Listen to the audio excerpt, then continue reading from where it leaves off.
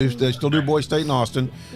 Clay handled my media relations and community outreach on my state rep campaign, and did a good job. I mean, I didn't win, but he did a good job. You were outspent by like 10 to 1, weren't you? Oh yeah, it was very interesting. That campaign was very interesting. How is she doing? We're live. We're live. Oh, we're live. I haven't heard Chuck. Where's Chuck? Everybody's rocking and rolling. It's JP. Now we're live. Kathy, JP, how y'all doing today? Hey, good morning, James Sellers. Make your mark with SiteMark. Welcome back, buddy. Excellent. Well, good to be back. We have a fully renovated and updated studio, which is my office. So, anyway, which is my office. We love it. We love it. Hey, by the way, last time we left you were adding on, you were putting in like a fruit bar or something, or like a little snack area, and you had yoga mats or something. Smoothies and stuff like that. Yeah, protein drinks. The weather has been a little bit rough in the we have a foundation, which is an important part of the building. Yes. We're waiting for the tilt walls to go up, and then from there, hopefully, it starts moving faster. But foundation is good.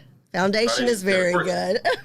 That kind of brings up part of the thing that's been going on in my mind lately. I'm thinking about, it used to be beautiful grassland, and now it's covered by a building.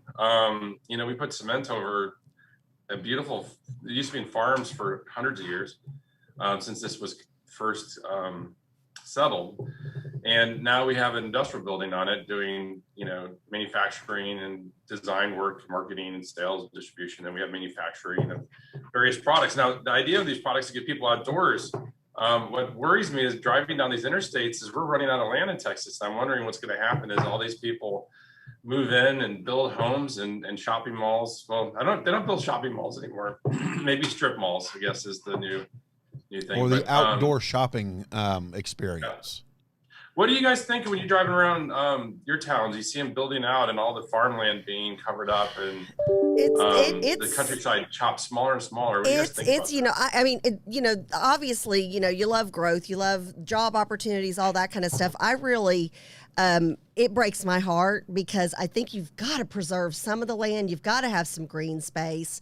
I was real big on that when I was a county commissioner in Collin County, because I just slowly saw it. And I'm probably the only one old enough to know the reference to this song, but an old Joni Mitchell song called Pave Paradise, or one of the lines is Pave Paradise and put up a parking lot. And at some point, is there too much song? Do y'all know? Do you know that? Because I'm older than both of you. Pave Paradise, put up a parking lot. Okay. James knows the song. All right. Great song. Okay, well then I'm not as old as I thought I was. So it's one of those things that at some point, you want to have that balance. There's something to be said, especially I think we really appreciate it now more after this pandemic, or during this pandemic, however you want to, wherever you think we are in the cycle, that it's to be able to get outside and breathe fresh air, and have a place to walk your dog, have a place to hunt, have a place to fish, have a place just to go on a long walk, dig in some dirt, roll in the dirt like we used to when we were kids. Yeah. Well, James. Yes. Well, go ahead, John. What's up? Well, I was going to react to your question, but go ahead. No, I was just, again, thinking about these things. And I'll just say this, John, I'd like to hear your thoughts, but there are so many people that are living in these cities that the closer they get to nature is a city park. And the closer they get to wildlife is a zoo. And I really believe that people that haven't had a chance to grow up in the country or visit the country, whether it's on a farm or ranch or just forest or opportunity to hunt, I think they become psychologically dependent. I think that is changing the very fabric, and I think that what we're seeing in our society is that people are becoming dependent, not even codependent, just dependent. They're always looking to somebody else to take care of them, and I think it's really because people have forgotten how to farm, to grow things, how to raise things, how to take care of things. Anyway, so I'm thinking that there may be a deeper issue at stake with the loss of our natural spaces and our outdoor spaces, and the fact that family farm may be in its last legs. Anyway, I think there's some profound impacts and things that we're dealing with. And the reason why people don't seem to understand each other is because we live in different worlds. And I'm wondering if maybe that's what's going on. So John, what are your thoughts? What's going on? Well, so let's talk progression, right? So I take office in 1991, and garages were built in the front of the house in the late 70s, early 80s. So when you pulled in, you saw your neighbor. Neighbors used to close off the streets at the end, and they would have block parties where everybody brought their tables and chairs out. Everybody brought their food out, whatever food type they were making. Huge in the 70s and everybody and 80s. walked up and down the neighborhood eating everybody else's food, trying everybody else's food out, visiting. That normally ended in a night with people putting off fireworks, okay? Right. So then you have the houses that started having garages built in the back. Back in the 70s and 80s, when somebody walked up and said, hey, I saw James walking down the street with a kid that looked like he was about 4 or 5 years older than him, and they looked like they were up to no good. Your mom in the 70s and 80s would have said, you know what, thank you, I'm going to take care of that. In the late 80s, early 90s, it became, how dare you get off my property, I'm calling the cops, you don't know my kid, you're a judgmental racist, you're a judgmental whatever, because how dare you? And again, or you didn't even talk to your neighbor. Right, well, you again, know? it goes to the garage in the back versus the front. In the front, we'd pull Also, up, I think we'd work. park, we would get, well, I this think is work too. You know, there's you a lot came of, home and you went right in the house. well, but see, when you had a front yard and a front garage, you got out of your car, went to your mailbox. But I don't think people do that anymore. Well, they don't, because they pull up and they pull around back. Exactly. That's what I'm saying. Yeah. We don't have houses with front end garages. So let's take it one step further, right? Let's talk about what you're talking about. When I was doing community service with the kids, and I had a farm that I would take them out to for 20 years, every year I would tell kids, okay, make sure you bring a shovel and a rake. And I had one girl look at me, but it's happened all the time. One girl looked at me and she goes, hey, the shovel thing, that's the thing that's got where you, and she put her fingers down. Don't even know. And tried to rake with her fingers. That's a shovel, right? I'm like, no, that's a rake. Kids She don't goes, know. yeah, well, they've never even seen a shovel There's no or a rake. lawn equipment. They've lived in an apartment their entire life. They've never lived in an actual home. Or if they've lived in a home, you've got somebody who does your lawn service. You never mowed a lawn. Most of these kids were apartment kids. Yeah. That had never seen a shovel. Yeah. They'd never seen a shovel or rake. And they were apartment kids. So this goes, James, to what you're talking about, where we have created a psychological, with this multifamily living, which a lot of us conservatives try to battle and try to create more affordable housing for homes for people versus this affordable this multifamily living. It creates a bit of security for them, and then they're afraid to go outside of that because they don't know anything different, right? And when I drove out to Aubrey 10 years ago, James, there was nothing. There was no Providence. There was no nothing. I drive out to Aubrey now. Do you know the Dallas North Tollway goes all the way through Prosper? Okay. Now there are homes sprawling all around Aubrey, and the 34-acre ranch that we have purchased will more than likely be covered with homes in the next 10 years all around us. Oh, everything looks like it's on its way to being pre-platted for all development. Yeah. And so you're right. We're eating up our natural resources. And so then and my question to you, James, is what is the impact of that on hunters, on people who like to be out in nature? And then how do we expose people to that? Yeah, no, it's actually really interesting. I think Texas specifically, and maybe the rest of the country is similar. I know the rest of the country has similar issues, but we're seeing so many people coming in from out of state right now. What's interesting, this is some information from Texas Farm Bureau. So in big numbers, there is in the state of Texas, we're 83% rural of land that's out there.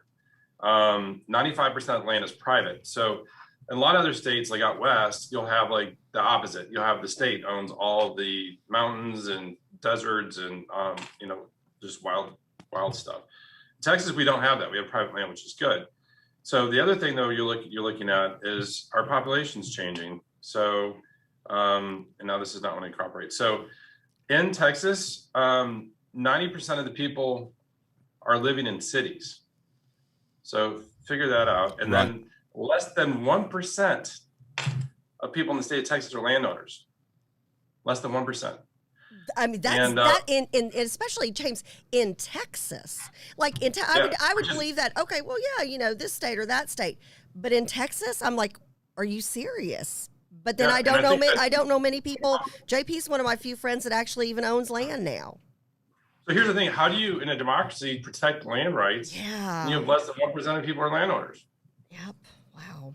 And here's the thing: I think, and this is where again it gets back to kind of what you guys are so important. You send very important message and conservative messages that protect freedom and liberty. And the problem is, driving the country right now, and you go talk to those farmers and ranchers. I bet, I don't have that statistic here, but I bet the average age is at least 60, if it's not higher. Oh, I wouldn't doubt it. And all of them tell me that they had a smaller family than their family. Their family's smaller than their parents did, Yes. right? And they're saying that most of their brothers and sisters moved in the city and they took jobs and they went to university, got a degree, have a house or live in the city. Yep. They're saying that they had less kids. Their kids, none of them want to be farmers or ranchers. They all got educated in the cities or the universities, and they want to go off to great things, which is fantastically great. But guess what? No one wants to farm anymore in the ranch. So what does the rancher do? The farmer do? They sell the land. It gets bought by a developer. They chop it up. They put little ranch huts everywhere, build neighborhoods, city sprawl, and pretty soon our best, most fertile agricultural land, farming land, ranch land becomes concrete. And the reason this is because no one can afford the estate tax on these private properties. When you look at actually why this gets broken up, for one, people aren't vested in it. And then when this state, the time comes, they have to do this estate, the amount over the exemption is taxed so heavily, there's no way you can keep these properties together. So the tax code itself is causing this fracturization of all the land across Texas, in my opinion. And I think we have a real problem. How are we going to protect these farms? Because I believe in free enterprise and liberty, but the tax system is so against that. You cannot have multi-generation farms in this country of any size. You're penalized. And there's too much economic incentive to break it up and sell it off, chop it up. So I'm really concerned. I drive around the country and I see this every time I get on the interstates. There's so much beautiful land still out there, but it is being chopped up. And as these farmers and these families end up moving off the farm, or they end up passing away or retiring, we're not replacing the farmers. We're going to have corporate farms, and then we're going to have little tiny ranchettes. I think that's where we're headed. Wow. Well, and we've been heading that direction for a long time, since Ronald Reagan. When remember we had the farm crisis in 84, 85? I know we were young. You know what I'm saying? Willie Nelson, wasn't he the one in charge of Farm Aid? Correct. I remember that. And I remember, I was young, James. I was 13. So you probably were, 11, 12? Because you and I are you're apart, right? You graduated in 91 from high school, right? I graduated with you, John. We're both 91, aren't we? No, I'm 90. I graduated. Remember, I was a year older than you were. Right. You're a little, okay. Yeah. That's right. And so James was there when I was a first-year teacher. He was at Plano Senior High. Oh, you were Plano Senior. Okay. Yeah. I was over at Pesh. Yeah. And Go Panthers. Well, my point is I remember back when farms were under fire in the 80s, and Reagan had to step in, Farm Aid stepped in to save the family farms. And what's happened is that corporations have gone in, and these mega corporations, and they have gone in and they have literally bled the local farmer. Take dairy, for example. All right. Now, I know dairy's not agricultural in nature from growing corn, but take dairy. We have some of the best dairy farms in this country, right? What are we not doing? We're not drinking as much milk. And so we're throwing away millions of gallons of milk every year. And what's happening throughout the state of Wisconsin? Dairy farms are shutting down. We have two major dairy farms left, and they're both mega corporate, and they compete with Canada. Yeah. I've talked to my sister. My sister's like, John, I'm watching the farms shut down around me. I go talk to these guys. They can't afford to stay in business because they're not buying their milk because they're throwing milk away. And so the corporate farmers or the corporate farm companies are going out and they're distributing their milk. And not everybody gets the chance, because here's how they bleed them out, James. these corporate farms, these these corporations don't have a bunch of cows out there. So what is a have what is a buyers. corporate? Y'all are like throwing a term out there I've never heard of. Corporate farm. Well, what does that even mean? They go out and they buy. A corporation does. A corporation goes out. They send their guy out to go up and buy units. Okay. All right. And so they go out and they buy different kinds of units from local farmers, right? So what happens is that they get undercut so much that the farmer can't afford it anymore, but the farmer has to sell because he doesn't have the way to distribute the milk. And again, like James said, it's not a generational thing anymore. This next generation does not want to be, they don't want to be farmers. Right. And so the corporation drives that farm into such a way that it's going to probably go bankrupt, that the farmer will sell to the corporation. The corporation subsumes that farm, takes it over, tears it down, sells the land for James's ranchettes. My sister, who lives in Abrams, Wisconsin, I mean, you talk about farmland, hunting land, right? They built a subdivision across from her. She's like, there's no subdivision within 40 miles, and they've built a subdivision in the middle of nowhere. Yeah. Because the farmer couldn't afford it. His thing was soybeans. And guess what? The buyer for soybeans stopped buying from him, and it cut him off. You know, how do you think you get your Subway pickles or you get pickles to other sandwich shops? Big company out of Wisconsin, a huge corporate ag company, sends out buyers all throughout the country, loads up on all the pickles. They pick what they want. They buy the fields. I want that job, by the way. Hey, they buy. I want to pick the pickles and the olives. Well, they don't actually pick them. Oh. They buy the fields up though, so nobody else can have access to the produce. Yeah. They lock in the price. The next year, everybody else has gone somewhere else. They're now stuck with the company that is buying their produce, and now they lower the price. They lose their farm. Farm gets sold to ranchettes, and the big farm subsumes other farm. I mean, it's a terrible cycle.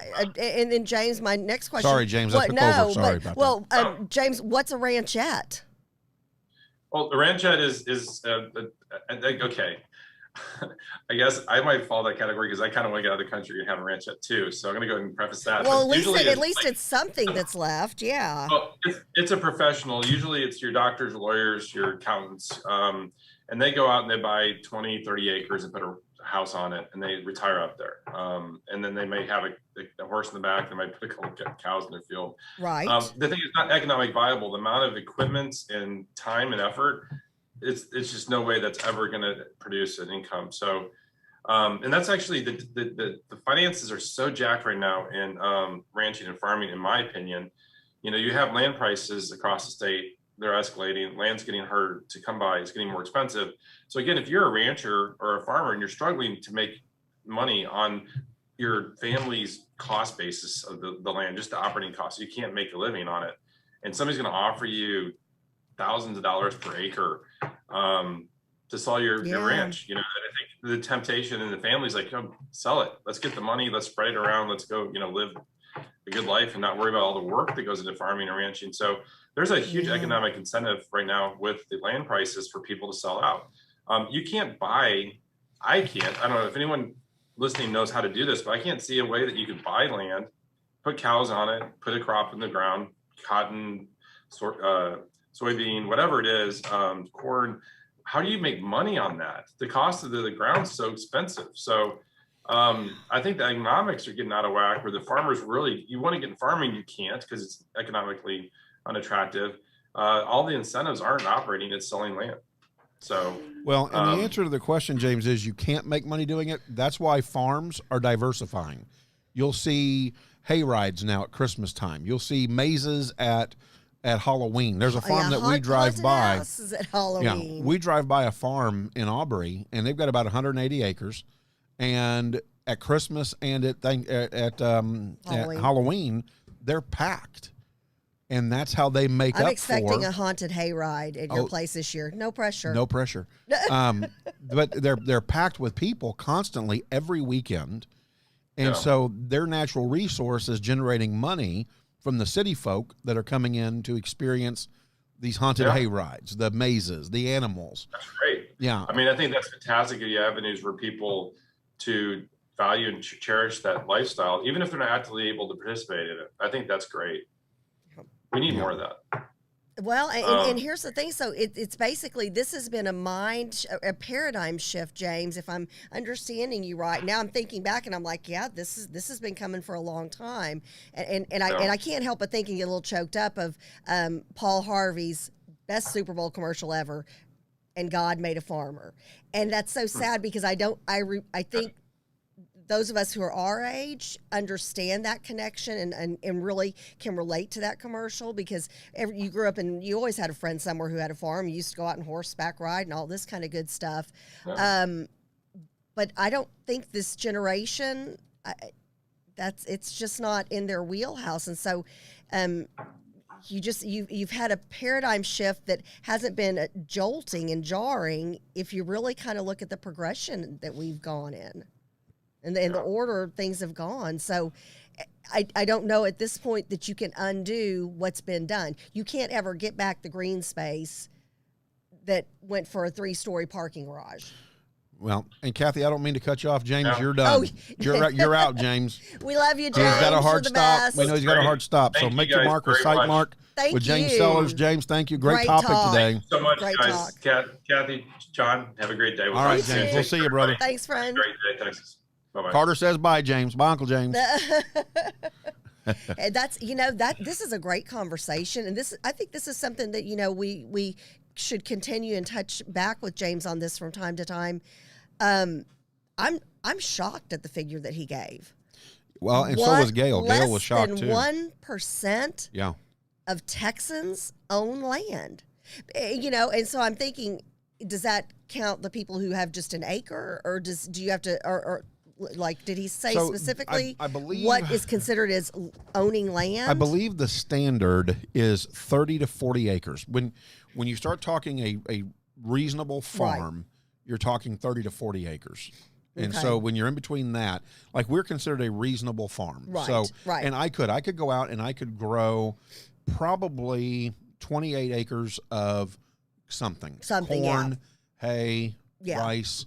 Like, I've got a field that's 20 acres that will flood. Yep. And so I could grow rice there during the flooding season. Right. And be very successful at growing rice, right? But very few people, and you're doing this later in life. Right. And this, I'm trying to think of anybody who's in their 20s and 30s now that I know, or that my kids know, family, friends, whatever the case may be. I'm trying to think of anybody. Now, mind you, a lot of your friends and my friends are into backyard gardens and planting stuff and fruit and garlic and herbs and this, that, and the other and all that. I love that kind of stuff. Just the backyard garden, but that's not land. I mean, that obviously it's land, but that's not considered land.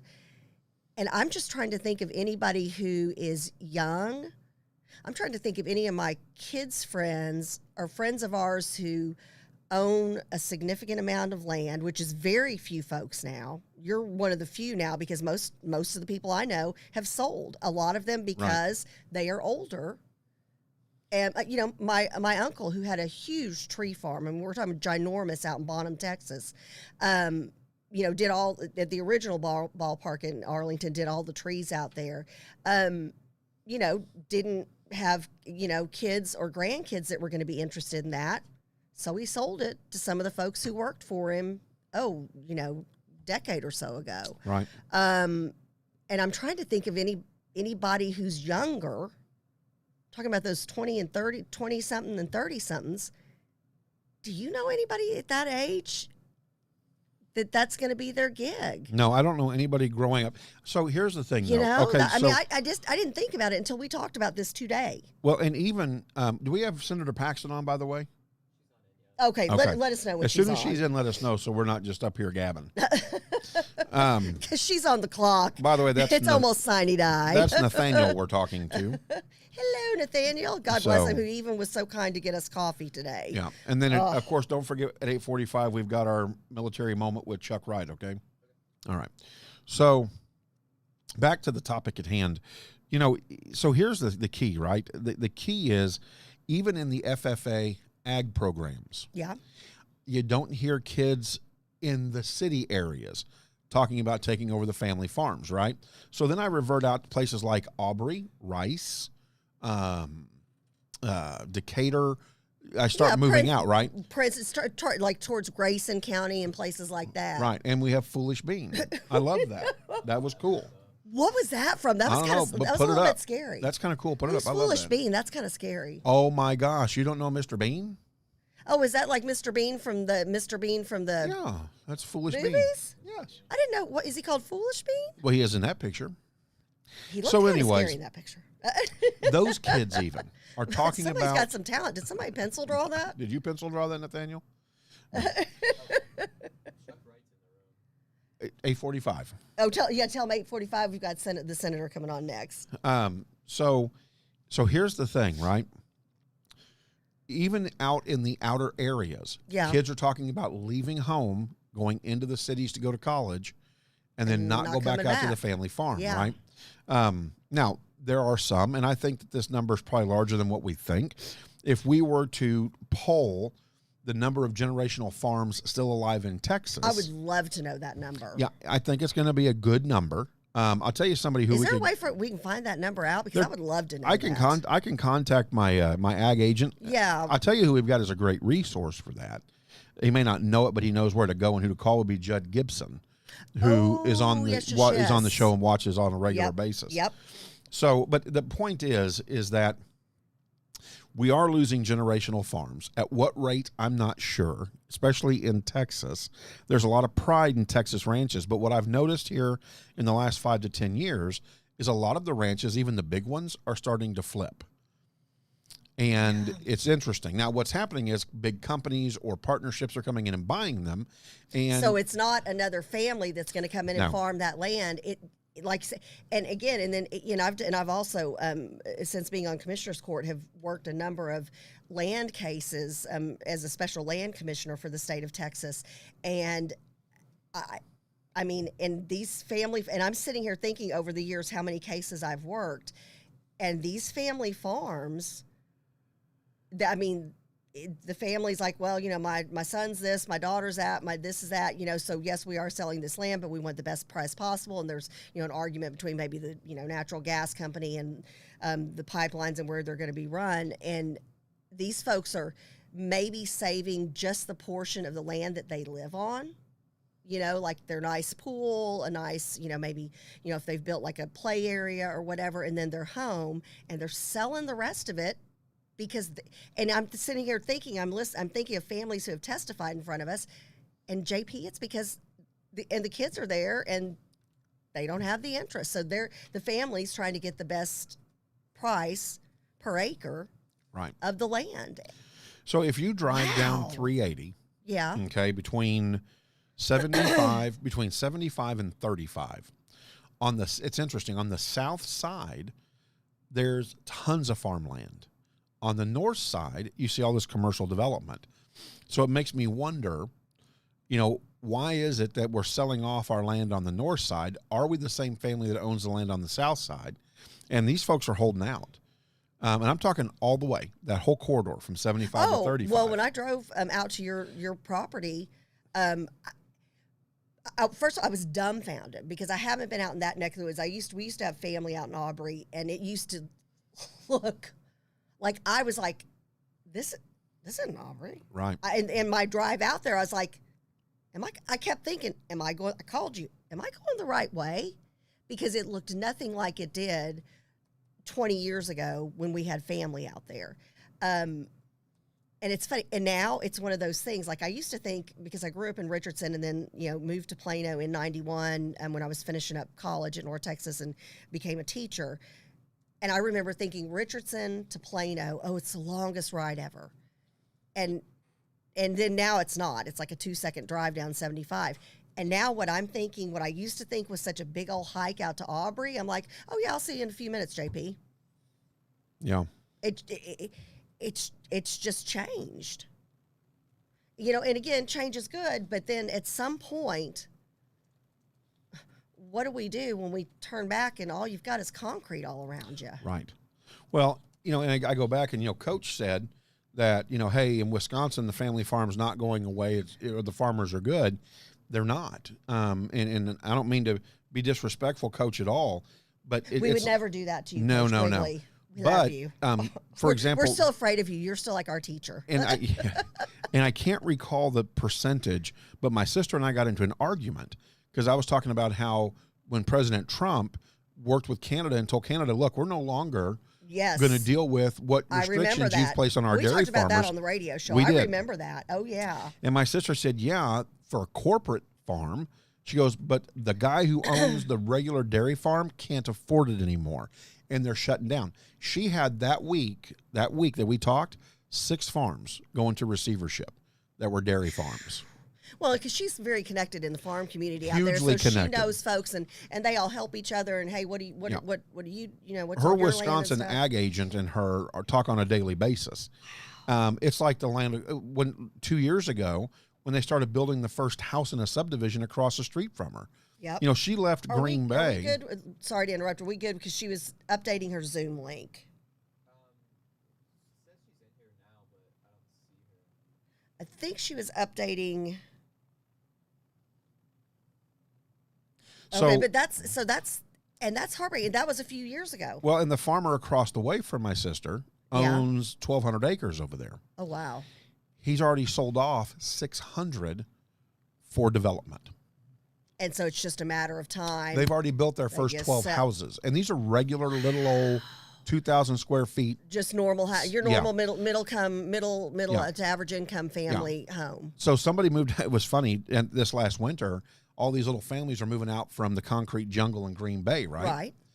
And they couldn't get out of the snow and the ice. So my sister took her tractor over there, said to dig them out so they could get on to work, right? I love it. It was something and else. there she is. Hey, good morning, Senator Paxton. There's Senator Paxton. Good morning. Sorry about that. No worries at all. We've been talking the vanishing farmland. So we've had a whole nother topic going on. Great to see you. Well, it's good to see you guys too. How is everything? Well, it's happening. You tell us. Yeah, so we're getting close to the session being over. Let me ask this big question first, Senator Paxton. Do we see a special session coming? Or are we going to be able to finish off in regular time? You know, that's really hard to say. That is a matter that the governor has sole discretion really to determine. And, I will say this. We talk about our system of government and the principle of limited government.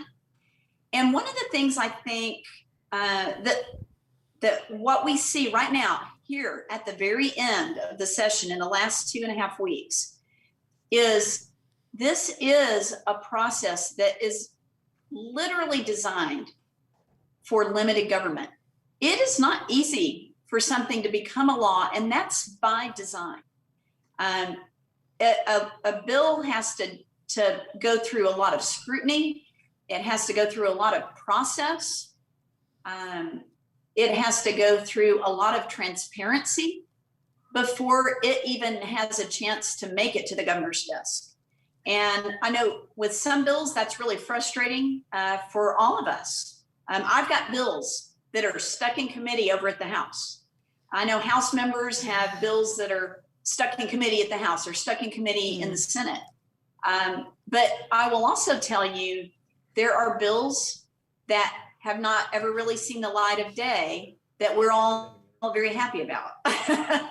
Yeah. So it's a tough process. It is not easy for something to make it all the way through. That's by design, so that when something does, it has really crossed all the T's and dotted all the I's.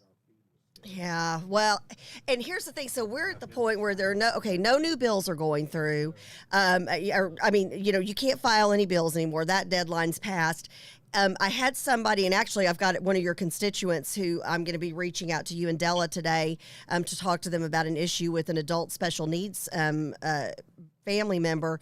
And they said, well, if we need to pass legislation, I said that time's passed. So at this point, if somebody still has an issue, you do encourage them to still contact your office, because it may be an issue that you need to start working on now for next session, or maybe it's something that doesn't need legislation. I don't want people to feel like at the end of session here, don't contact anybody because it doesn't matter, because it still does. Yeah. And here's what I would say. Where we are in the session, you're right. On the one hand, the opportunity for a new idea to enter the process, we're kind of past that. But sometimes something that you may think is a new idea, it may not be a new idea.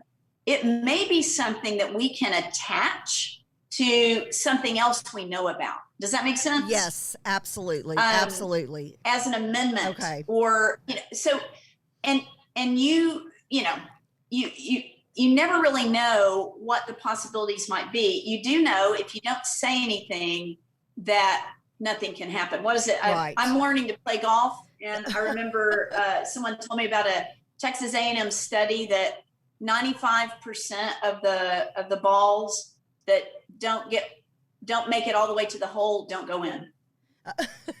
There you go. Okay, is that all I need to know to play golf?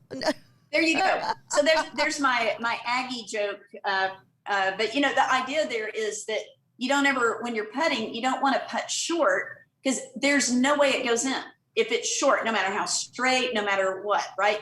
So you always want to kind of putt past the hole because that's the only chance you have for it to go in. And I guess what I'm getting at is if people don't speak up, then no one knows what's in your head. And you may know something that, who knows, the Lord may direct you just to the right person. The Lord is so able to do that, where I find out about something and then I find out about something else and I'm like, I can marry these things up. So, I guess I would say if there is something that matters to you, then do go ahead and call the office. And if the office, person that you talk to, they'll check it out and they may get back to you and say, listen, there's not we don't see anything, an opportunity for this to move now, but let's circle back after the session because, it doesn't make sense to spend time on something right now that can't move in the system now, right? So that would be true. Right. We're putting all of our energy into getting the things that are in process across the finish line: pro-life legislation, constitutional carry, election integrity, critical race theory. That's a big topic we're getting ready to tackle on the all show. Of these, there's a lot that really matters, and until the governor signs it, it is not law. Right. Yesterday, the governor signed the first of this session's legislation into law, the first bill to make it jump through all the hoops and be signed happened yesterday. I was there for that. It's a business bill so that small businesses are not taxed on their franchise taxes with forgiven PPP loans. And so it's a great, business bill. Yes. So, that affects a lot of our small businesses. So that was signed into law yesterday. I co-authored that bill and I got to be there for the signing, but it was the first bill. So we are now at the point where the governor is starting to get those things to his desk, but they've got to get through both houses first. And I guess the other thing I would really encourage you to do is to go to that website that we've talked about every week, www.capital.texas, all spelled out, .gov. Go to that website. You can follow the legislation that matters to you. You can see where it is. I saw an email from the Republican Party just the other day that was telling people, hey, you've got to get on this stuff. We've got important pro-life legislation like the heartbeat bill. It's passed the House, but it still hasn't gotten through the Senate. And I contacted this person. I said, this bill passed the Senate March 30th, a month and a half ago. Yeah. So I guess I would just say, sometimes miscommunication goes out there, but you can go check anything you want to, and you can call my office and you can say, hey, did this happen? Did this not happen? We don't have time to deal with misinformation. We need to deal with what's real and what is happening. So I don't want people spinning their wheels exactly trying to get the Senate to pass a bill that passed at the end of March, right? I want you to call the Speaker of the House and say, move this bill through the House. I want you to call the Lieutenant Governor and say, move this bill through the Senate. And when we get both of those things done, things can go to conference, and then we can send them to the governor. Absolutely. I have a question. What is your question, I have a question, Jamie? Miss Teacher Ward. Miss Teacher Ward. Senator Well, Paxton. Teacher Paxton, too. Yeah, Teacher Paxton. She's That's a former right, teacher. Paxton as well. Yeah, but I don't know. Senator Paxton may have sent me to ISS or something. Maybe. Maybe. So, Senator Paxton, we've got a lot of activity on the feed, and so I want to pose these questions for you for next time. Okay. And if you don't mind coming back and answering them, because they're big questions, and we'll probably take a little research and time. What is Texas doing about illegal immigration? Yes. We've heard about what the governor has responded. Is the state legislature looking at, is there a bill out there? So what is Texas doing about illegal immigration? And then the other one is, and this is something that I've already responded and said that, that the Attorney General is starting to address, but will the state legislature address this as well, like Florida and Oklahoma? What are we doing about Antifa, BLM, other organizations that are going out and closing down intersections and doing things that are illegal, and our local law enforcement is not enforcing the law? And, will there, and then another question, and I'm doing this so that you can go back, or your chief of staff or somebody can go back and maybe do a little research on the video. And are we going to put a bill out there that protects local police when they do enforce the law from the crazy radicalness of, well, you're just a racist if you arrest me for breaking the law? Yeah, So, we're not talking peaceful protests are great. We're talking the ones that disrupt everyday life, that cause damage or harm or potential harm, and shutting down traffic does cause harm to folks. So if you could look into that for next time, I don't want to hit you with that, because there's no way you could be ready to answer something like that.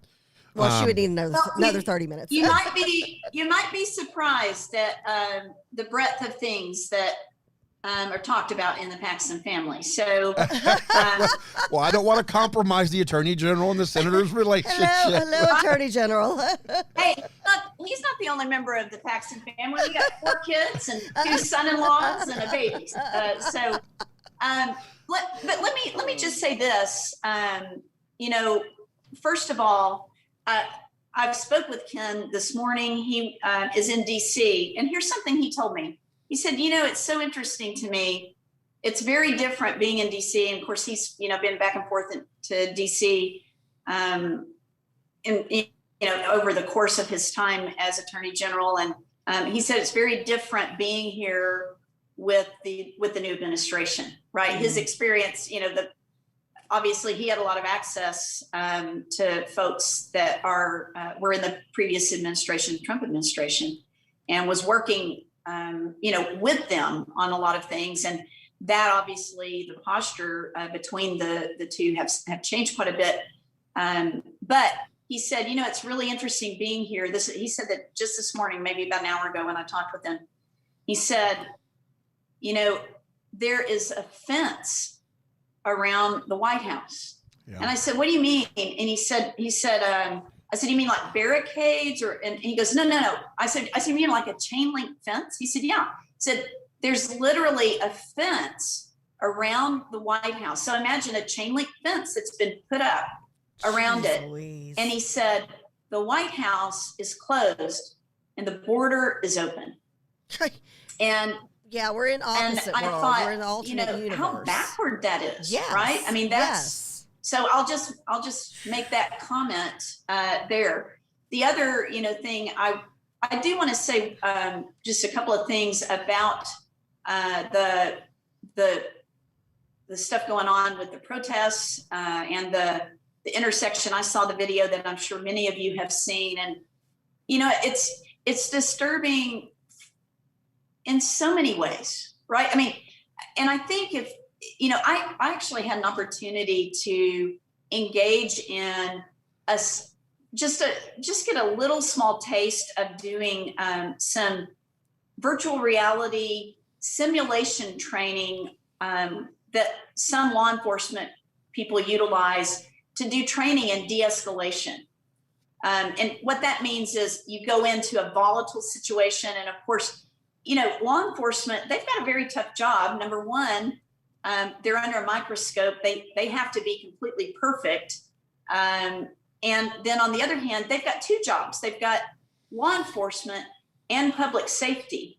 And I think if you can kind of remove yourself from the emotion of what's going on with these things on both sides, honestly, I think you see, if you just think about it, it's pretty complex because there's law enforcement and there's public safety, and it's complicated in every possible way. It's so emotionally charged, and so it's very challenging. And of course, the first thing in a volatile situation, any well-trained officer is going to do is they're going to try to engage in de-escalating the situation so that it doesn't turn into something worse, right?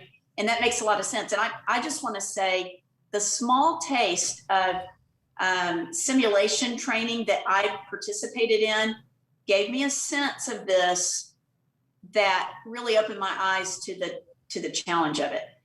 So that's all I'll say about that for right now. But this morning I woke up with this on my heart, and it is, people are talking about this on talk radio, on both sides. People are engaging in protest and speaking out, and on both sides. Right. And when I woke up this morning, I was just praying about it, and I felt like God said, "Who is praying? Who is praying?" This issue isn't about intersections, and it's not about law enforcement. It is so much deeper. It is about hearts, and I know I'm a state senator, but my first identity is I'm a child of God, and that is everyone's first identity. And I just want to ask everyone listening, if you are a person of faith, and I'm not asking you to not speak up and have your voice heard and engage in pursuing what you feel like is just and right. I want you to do that, but please, will you join me in praying?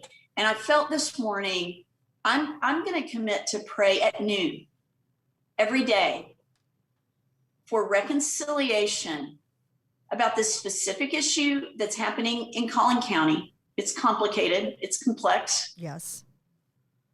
But I'm going to commit to praying at noon every day about reconciliation and healing and safety and true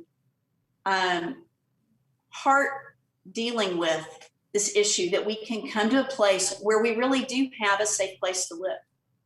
And I don't think there's law enforcement has to do its job. Citizens have to do their job. People have to follow the law. People need to be safe, need to feel safe. And I want to support all of those things from my position as a state senator, from my legislative position. I want to make sure that our cities, our municipalities, our police departments, our citizens are all able to do what their rights are, and are also able to do them safely for everyone without putting other people in danger. But I'm asking everyone, please join me, if you're a person of faith, in praying for healing and reconciliation at the deepest level on this issue. And I'm going to commit to pray at noon every day. JP and I'll commit right there with you. I think we need that, and we encourage the crew to do that as well. I mean, there's power in numbers when we pray.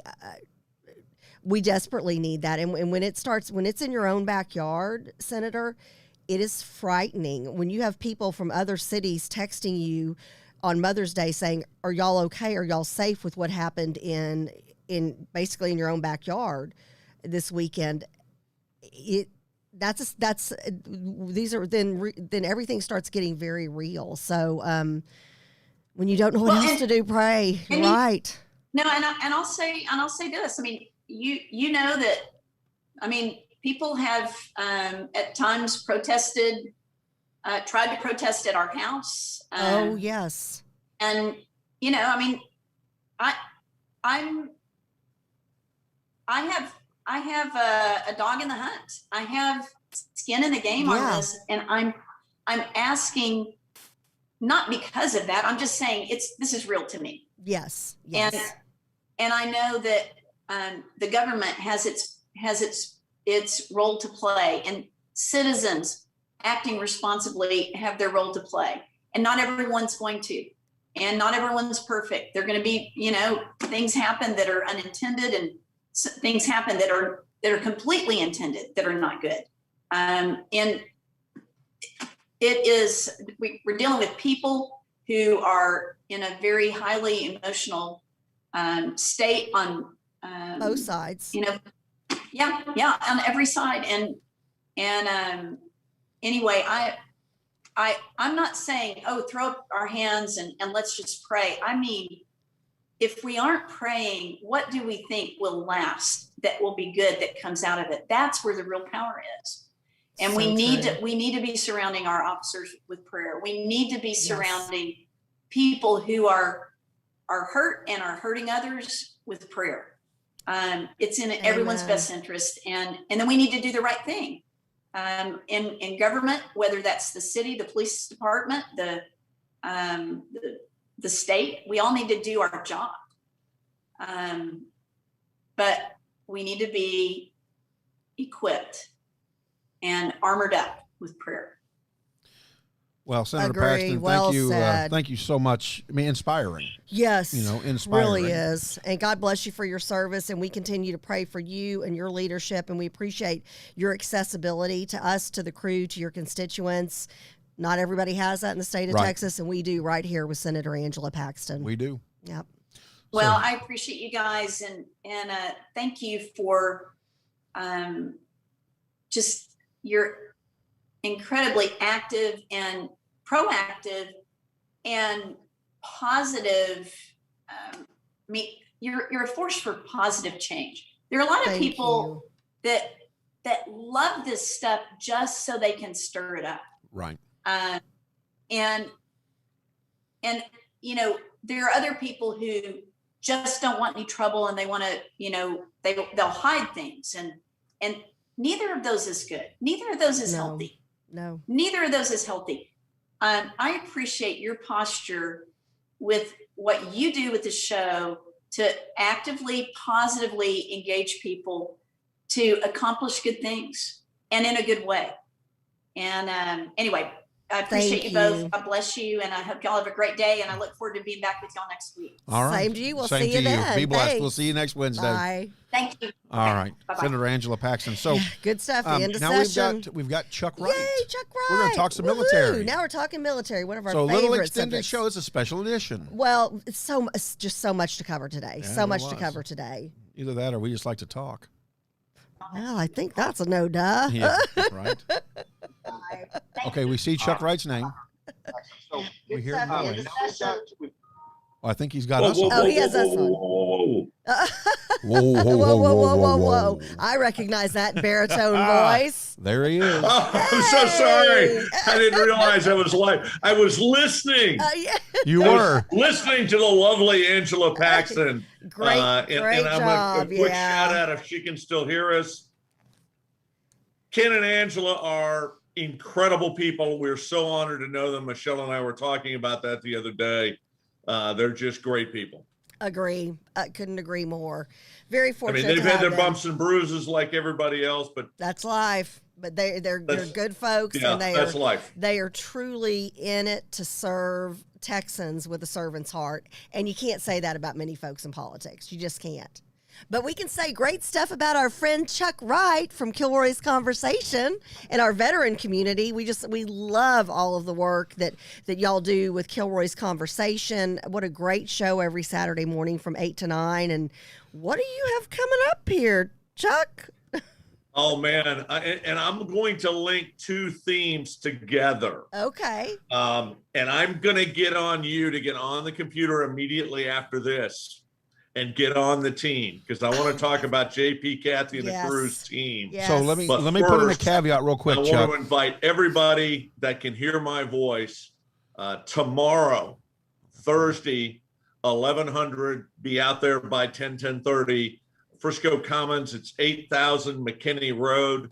We are going to dedicate our Gold Star Family Monument. Over 2 years have gone into this project. Thank you very much. Oh, did he freeze And up? let me talk about who Woody is and what he's done for this. But we're going to do a dedication. It is open to everybody. Please come attend. It is going to be memorable. So they say that 1 in 400,000 Americans have ever met a Medal of Honor recipient. I don't just want you to meet a Medal of Honor recipient. I want you to meet the last surviving Medal of Honor recipient, Woody Williams. And hilarious enough, that was his grandson calling in, who handles his schedule. So it's been crazy around here as we're getting ready for the dedication, but we are so very excited that it's going to be tomorrow. Now, not everybody knows what a Gold Star family is, and I know we don't have a lot of time, so I'm going to just define it. And for us, it's anybody who's lost a family member in military service to their nation. Anybody who's had someone give their last full measure of devotion to our country. And that is what this monument is about. My monument. Michelle's bringing me more coffee. I haven't had enough yet. She's being very cautious. Now that she can hear me talking, she's probably not going to come into my office. But we invite everybody to come out. There's no cost. We're not taking money, anything else. It's just come out and be part of this. As we honor those, and some in your audience know, not everybody, that I was an Air Force brat. I grew up in the military. It was the family business, if you will. And then I served, but more so my brother served, and he made 5 deployments to the sandbox. And I watched the sacrifices that his wife had to make as she raised the family with him deployed. And it's just incredible. And these are the people that we want to honor, those that have truly, they have given a son, they have given a mother or a father, they've given an aunt or an uncle or a cousin, a brother or a sister. One of the members of our committee, she's a Gold Star sister. And we have a Gold Star mom and a Gold Star dad, and we've got a Gold Star wife, and we've got a Gold Star daughter and a Gold Star sister on our committee. And these are incredible sacrifices, but come out, honor us, meet Herschel Woody Williams, an amazing man and an amazing story.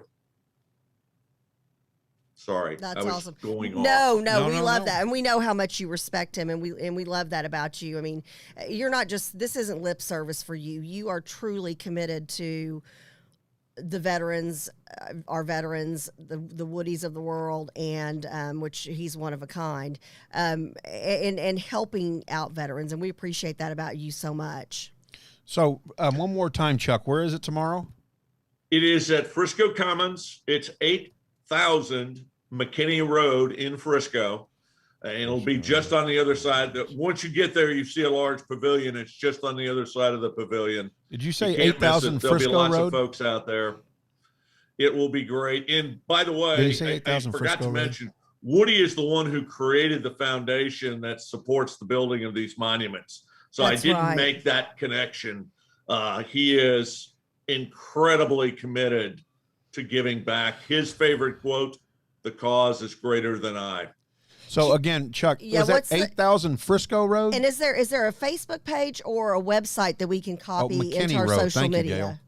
McKinney Road. McKinney Road. Yeah, I wanted to correct JP, but I didn't want to interrupt the lovely Miss Kathy. I don't. 8,000 McKinney Road. It's Frisco Commons. What time? There was another question there. Facebook page is actually the North Texas Gold Star Family Monument Project.